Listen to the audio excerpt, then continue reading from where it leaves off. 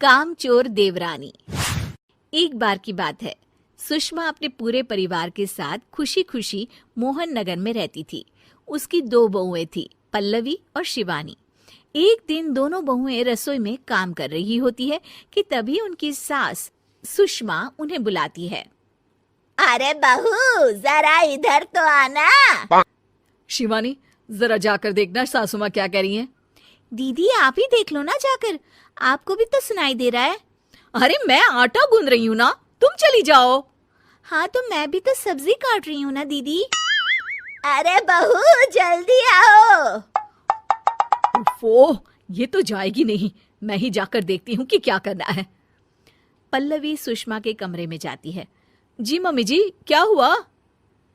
शाम को घर पर कुछ मेहमान आने वाले हैं, तो तुम अच्छा सा खाना बना लेना बहू। ठीक है मम्मी जी, आप बता दीजिए क्या क्या बनाना है और कितने लोग आ रहे हैं। सुनील की मौसी जी और उनका पूरा परिवार आ रहा है। कुल मिलाकर 3 लोग और हमें मिलाकर हुए 9 लोग। तो अभी से ही तैयारी करना शुरू कर दो। और हाँ, घर की सफाई भी कर देना, हाँ अच्छे से। जी मम्मी जी, सब काम हो जाएगा, आप चिंता मत कीजिए। पल्लवी शिवानी को घर में मेहमान आने वाले हैं इसके बारे में बताती है। क्या 9 लोगों का खाना बनाना होगा, घर की सफाई करनी है? बाप रे, सासू माँ ने तो हमें घर की नौकरानी ही समझ कर रखा है। ऐसा नहीं बोलते शिवानी, हम इस घर की बहू हैं और घर के काम करना हमारा फर्ज है। दीदी तो है ही सासू माँ की चमची, जब देखो सासू माँ सासू माँ। मैं तो इतना सारा काम नहीं करने वाली।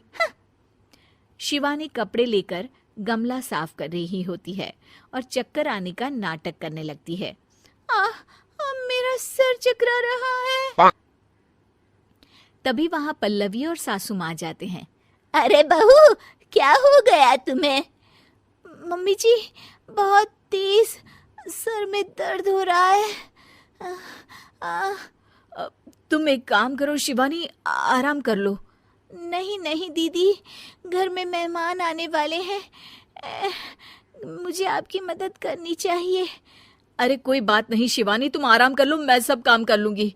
ठीक है दीदी, अगर आप इतना कह रही हैं तो आराम कर लेती हूँ। शिवानी आराम से अपने कमरे में मैगजीन पढ़ रही होती है। इसे कहते हैं आराम की जिंदगी। इतना सारा काम। चलो सारा काम खत्म हो गया, शिवानी को देख आती हूँ।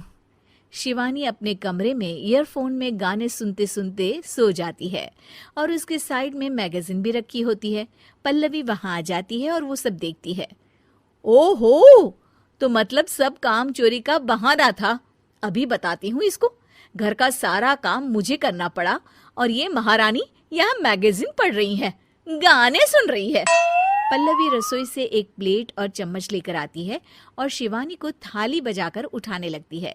शिवानी अचानक से उठती है। उठ गई महारानी, गाने भी सुन लिए, मैगजीन भी पढ़ ली। तुम तो बहुत बड़ी झूठी निकली शिवानी। तुमने सर दर्द का बहाना बनाया ताकि काम करने से बच सको। हाँ बनाया बहाना, तो क्या करती, इतने सारे काम करती। मुझे कोई शौक नहीं है चापलूसी का। क्या चापलूसी? तुम्हें लगता है कि मैं सारे काम चापलूसी के लिए कर रही हूँ? नहीं तो क्या। तभी वहां सासू माँ आ जाती हैं। अरे बहू, वो लोग बस आने ही वाले हैं, तुम तैयारियां कर लो। जी सासू माँ, तुझे तो मैं बाद में देखती हूँ। सब खाना खाने बैठते हैं और खाना शुरू करते हैं। तभी सुनील की मौसी बोलती है। वाह भाई वाह, खाना तो बहुत ही अच्छा बना है सुषमा जी, एक एक चीज में क्या स्वाद है। ये सुनकर शिवानी मुंह बना लेती है। उसे अपनी जेठानी की इतनी तारीफ रास नहीं आती। आपकी बहुएं तो बहुत ही अच्छा खाना बनाती हैं। हाँ, बनाती तो दोनों ही अच्छा है, पर आज ना ये सारा खाना बड़ी बहू ने बनाया है। छोटी बहू की तबीयत ठीक नहीं थी, सो इसलिए। मानना पड़ेगा सुषमा जी, आपकी बड़ी बहू तो बहुत ही गुणवान है। पल्लवी की तारीफ सुनकर शिवानी को जलन होती है। पल्लवी ये सुनकर खुश हो जाती है और शिवानी की तरफ देखकर उसे चिढ़ाती है। कुछ देर बाद मेहमानों के जाने का वक्त हो जाता है। मौसी जी सबके लिए उपहार लाई होती है। वो सबको शगुन के पैसे देती हैं और अंत में पल्लवी के पास आती है। तुम्हारे लिए शगुन का लिफाफा तो है ही, पर बहू तुम्हें एक और उपहार भी मिलेगा इतना अच्छा खाना बनाने के लिए। मौसी अपने सोने के कंगन निकालकर पल्लवी को पहना देती है। ये लो, ये मेरे मनपसंद कंगन है, अब से ये तुम्हारे हुए। धन्यवाद मौसी जी। ये देखकर शिवानी तो पूरी तरह से जल जाती है और गुस्से से रसोई में चली जाती है। तभी वहां पल्लवी आ जाती है और उसे अपने कंगन दिखाने लगती है।